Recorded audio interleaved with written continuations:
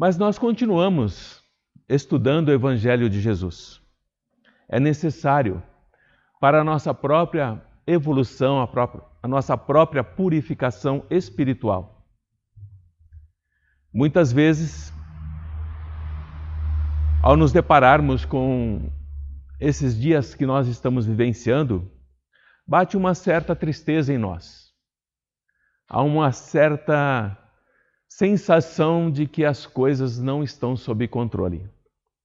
Por isso que hoje nós vamos estudar o capítulo 5 do Evangelho segundo o Espiritismo, que é sobre bem-aventurados os aflitos. Então que a paz de Jesus nos envolva profundamente. Que o seu amor nos penetre e nos dê essa segurança de que a vida é bela, a vida é grandiosa, mesmo quando nós passamos por aflições e desesperos, que faz parte do nosso próprio evoluir. Mas quando nós lemos essa passagem do Evangelho do capítulo 5, bem-aventurados os aflitos, muitos de nós não conseguimos abranger a profundidade dessa mensagem. Mas se nós olharmos no nosso dia a dia, pelas calçadas, pelas ruas, mesmo em nossos lares, nos nossos locais de trabalho, nós vamos presenciar o sofrimento humano. Sempre haverá dor ao nosso redor, ou nós, ou do nosso próximo. Mas é exatamente esse sofrimento humano que muitas vezes nós não entendemos e rejeitamos o propósito do mesmo, é que faz com que nós, espíritos encarnados e desencarnados próximos da Terra, nos aperfeiçoemos. Ao ouvir eu falar dessa forma, muitos podem pensar que a Terra é um hospital muito triste, onde só encontramos aflições, dores e pranto e ranger de dentes. A Terra não é isso. O planeta que nós habitamos, essa escola, essa grande nave espacial que percorre a nossa Via Láctea, não é isso. Nesta Terra existem bênçãos que se manifestam sob muitos aspectos em nossas vidas. O nascer de uma criança, uma música, uma flor, o perfume, um sorriso. São bênçãos que o Pai nos dá. Mas essas bênçãos, elas não nos afetam, dado a nossa inferioridade ainda, elas não nos afetam com todo o amor que deveria fazer com que nós evoluíssemos. Daí a necessidade, e nós vamos entender o porquê das aflições que Jesus fala. Elas desempenham um papel muito importante no nosso processo evolutivo, como seres humanos e como espíritos que somos. Só através da dor que nós possamos vivenciar, das nossas aflições, das nossas angústias, é que nós poderemos entender e avaliar a dor do outro. Porque se nós não a vivêssemos, nós não saberíamos do que ele está falando. Nós não compreenderíamos aquela aflição que ele carrega, porque nós não a temos. Então, por essas palavras, bem-aventurados os aflitos, porque serão consolados. Jesus, naquela época, no Sermão do Monte, está apontando a compensação. Que ninguém sofre em vão, que nós teremos que sofrer sim, mas com resignação, para não jogarmos por terra essa oportunidade bendita de resgatarmos grandes dívidas do passado. Bendizer o sofrimento que estamos vivenciando como prelúdio da nossa cura.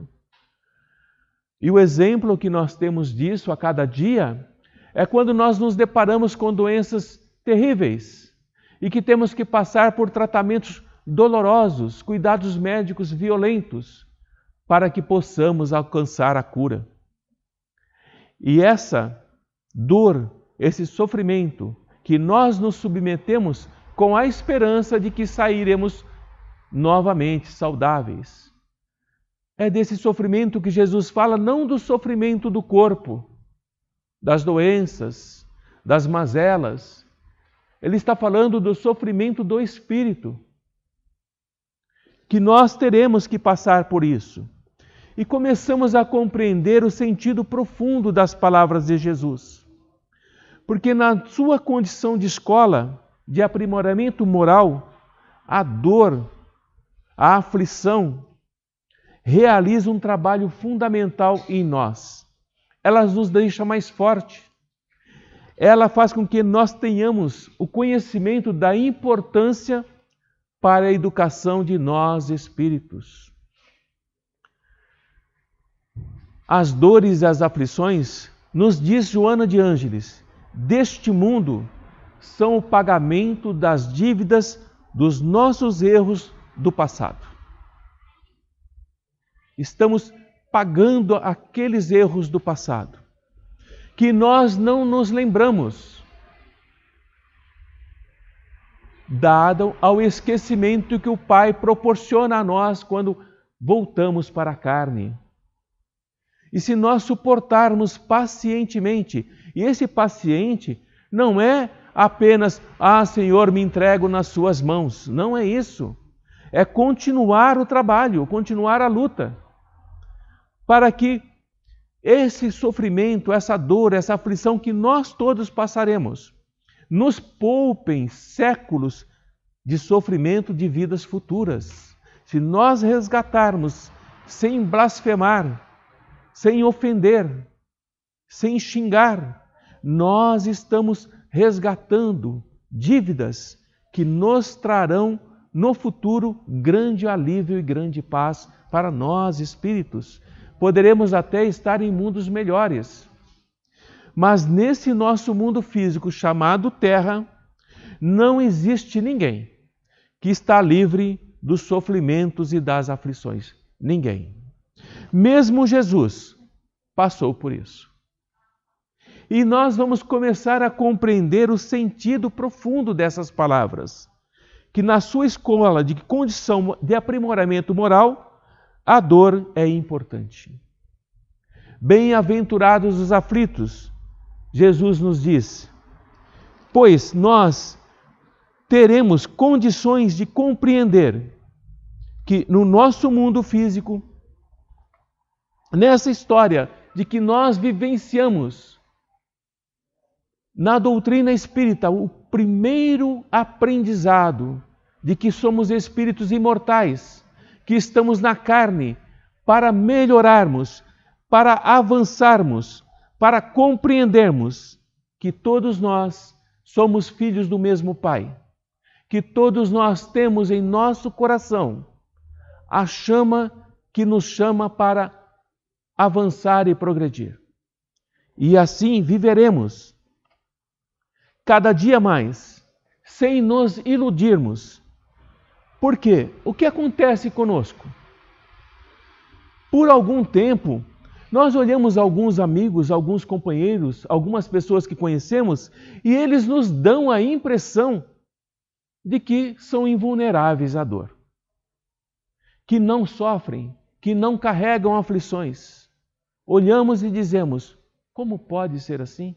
Tudo dá certo, saudável, belo, com todas as qualidades que a vida proporciona. Ele não sofre, ele não tem dores. Mas, se nós olharmos o íntimo dessa pessoa, disfarçadamente ali está a dor. O sofrimento, meus amigos, ele campeia, conduzindo as nossas mentes distraídas para a reflexão inevitável e na meditação daquilo que nós somos. Porque se não houvesse essa possibilidade de nós termos a reflexão, nós não sairíamos do lugar. E quando estamos felizes, rindo, acreditando que a vida é só plenitude, nós não paramos para refletir. Mas quando caímos num leito de hospital, quando caímos num leito de nossa casa, nós nos voltamos para nós mesmos e começamos a refletir sobre a importância da existência. É o único momento em que nós paramos para elevar o pensamento ao Pai. A dor, ela é sem dúvida uma educadora, sublime e incompreendida, cuja missão é nos tornar felizes. E tornar felizes aqueles que ainda são desventurados. Nós, na doutrina espírita, carregamos as nossas dores, carregamos os nossos medos, carregamos as nossas mazelas, mas nós já compreendemos e já entendemos que é um processo de cura espiritual. Os desconcertos dos nossos espíritos desarmonizam o fluxo de energias que permitem a instalação de enfermidades físicas, mentais e morais.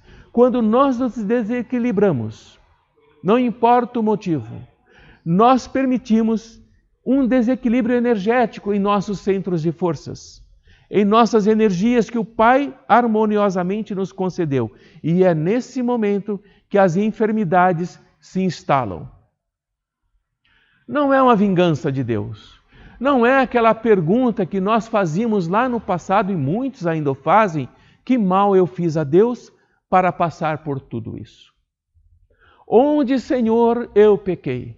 Onde, Senhor, eu errei para passar por uma prova tão dura? A perda de um filho, um acidente onde me torno paraplégico, tetraplégico, um câncer inopinadamente que surge e que é longo, doloroso. Onde, Senhor, eu errei, que mal eu fiz a Ti? Não é isso. Nós precisamos vivenciar as demências, as doenças degenerativas.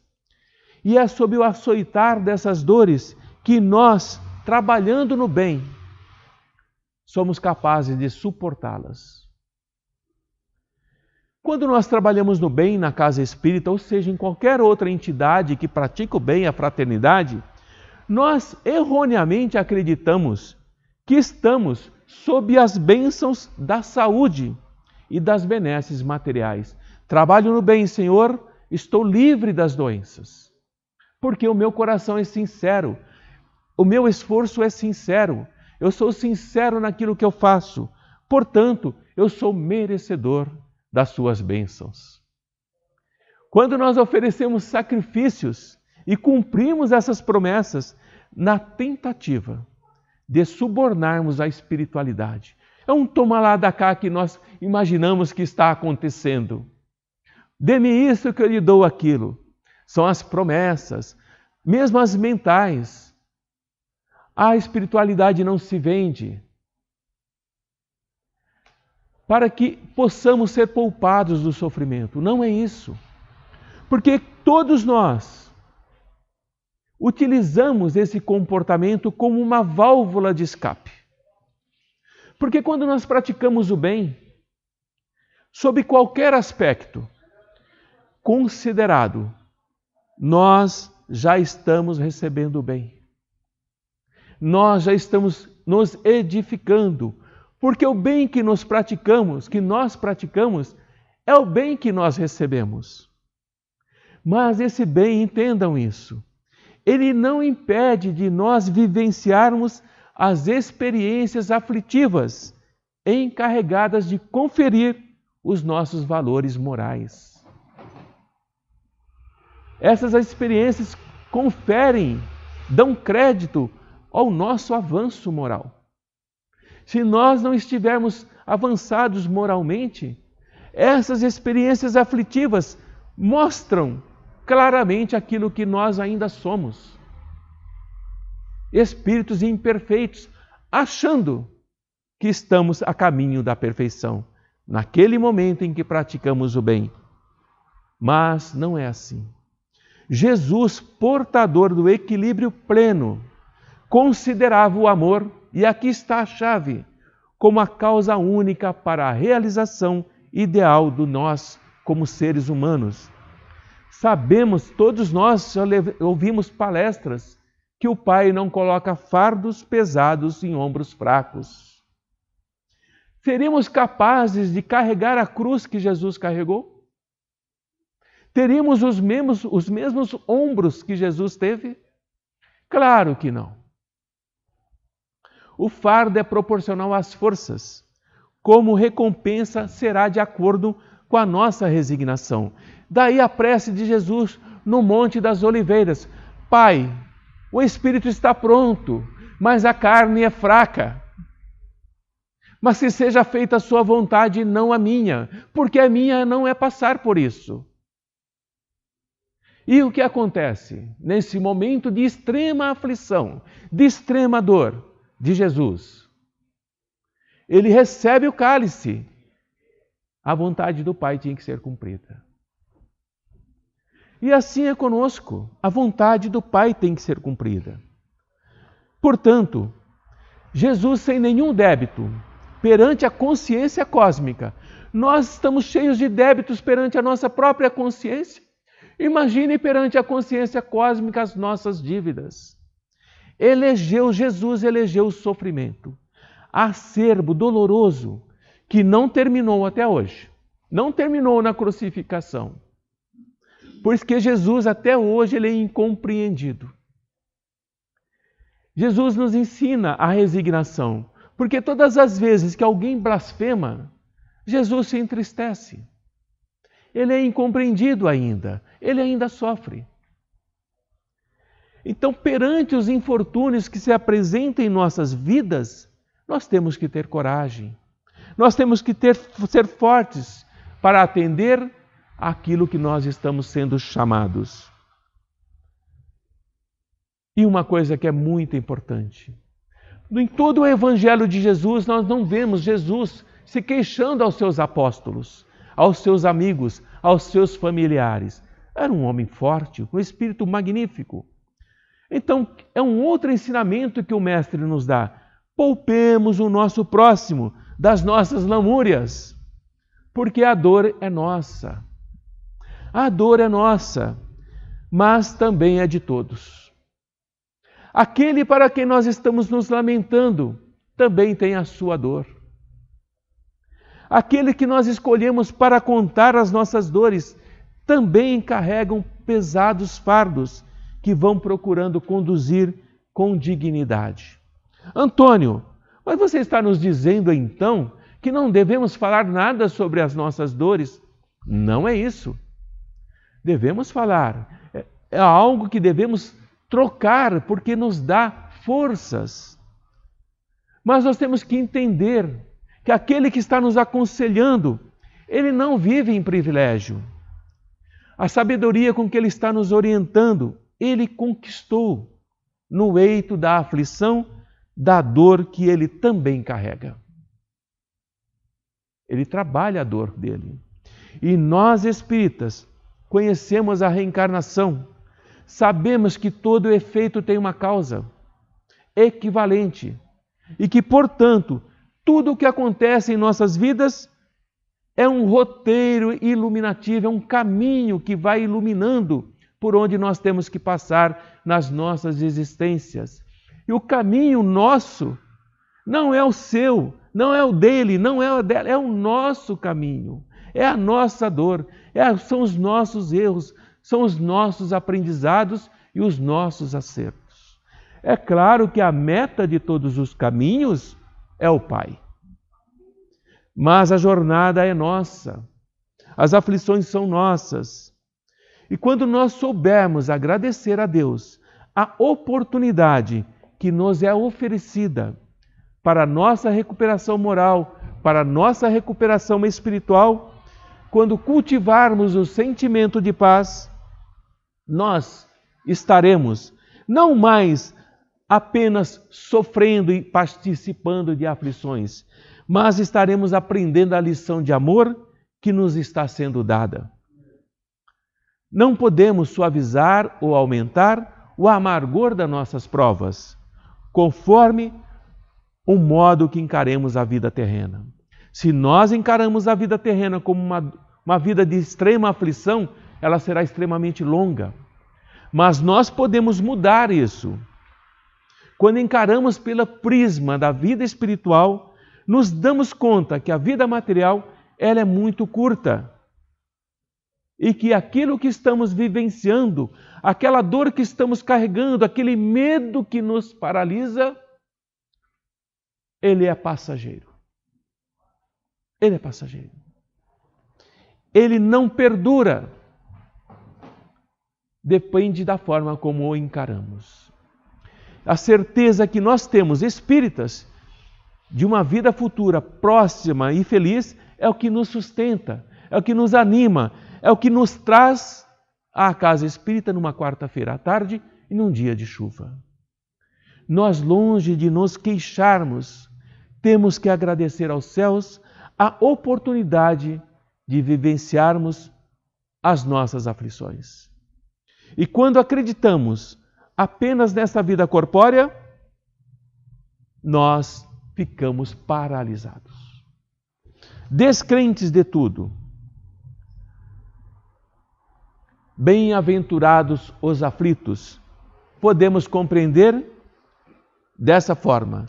Bem-aventurados todos nós que temos ocasião de provar a nossa fé, a nossa firmeza, a nossa perseverança, a nossa submissão à vontade de Deus, como Jesus o fez. Porque nós teremos as nossas alegrias centuplicadas. Para cada dor vivenciada, 100 alegrias. Promessas de Jesus. Porque depois do trabalho vem o repouso. E depois da dor vem o alívio. É uma grande verdade, amigos. É uma grande verdade. Quantas vezes nas reuniões espíritas, espíritos amigos chegam para nos dizer: eu sofri, já não sofro mais. Porque onde estou, as alegrias compensaram todo o sofrimento do meu corpo que ficou para trás. São exemplos que nós temos. Conscientes, então, e conhecedores das leis da vida, vamos nos alegrar. Com o ensejo de crescer, com o ensejo de sublimarmos, avançarmos com coragem e destemor, em estrada afora, cantando um hino de louvor e de reconciliação. A verdadeira iluminação nos promoverá e superaremos as contingências, as aflições, os desesperos, nossos ou dos nossos seres amados, e anularemos todas as causas de sofrimento que neste momento nos fazem lamentar. Já não necessitaremos da dor em outros mundos para alcançarmos metas, pois o amor será aquele remédio, a razão única do nosso existir, em sintonia com o pensamento divino que nos atrai cada vez com mais vigor para a meta final. Eu sou a água viva, Jesus nos disse. Aquele que de mim beber não mais terá sede. Vinde a mim, vós que sofreis. Jesus é claro. Jesus está dizendo: eu já estive com vocês. Não esperem que eu volte. Vinde a mim. Eu deixei a minha cartilha, o meu evangelho. Sigam. E vocês estarão comigo. Porque eu sou uno com o Pai e vocês são unos comigo. E aqueles que eu amo, nenhum de vocês se perderá. Jesus não diz que nós viveríamos em um mundo de felicidade. Não disse. Ele disse que cada um de nós temos o nosso roteiro iluminativo, traçado por nós. Confiemos no Mestre. Confiemos em nós. Erguemos o nosso pensamento ao Pai nos momentos em que achamos que vamos fraquejar. E não nos culpemos por pedir ao Pai ajuda, pensando que outros sofrem mais do que nós. Pode ser, mas a dor é dele, não é nossa. A nossa é o fardo que nós somos capazes de carregar. Se podemos carregar a nossa, como vamos carregar a do outro? O processo evolutivo é nosso, não é o do outro. Então tenhamos em nós a certeza que assim como a chuva, que hoje cai fina e tranquila, poderá ser uma tempestade que devassa a floresta, arrasa tudo, mas depois da tempestade, depois da dor, na floresta virão brotos novos, flores novas, frutos novos, e em nós verá um novo espírito, uma nova vida, um novo conhecimento, um novo viver sem dor. Bem-aventurados os aflitos, bem-aventurados todos nós, que estamos na doutrina espírita e que sabemos que o Pai nos aguarda, que só depende de nós. Que a paz do Mestre esteja conosco. Que Ele nos ilumine e nos abençoe.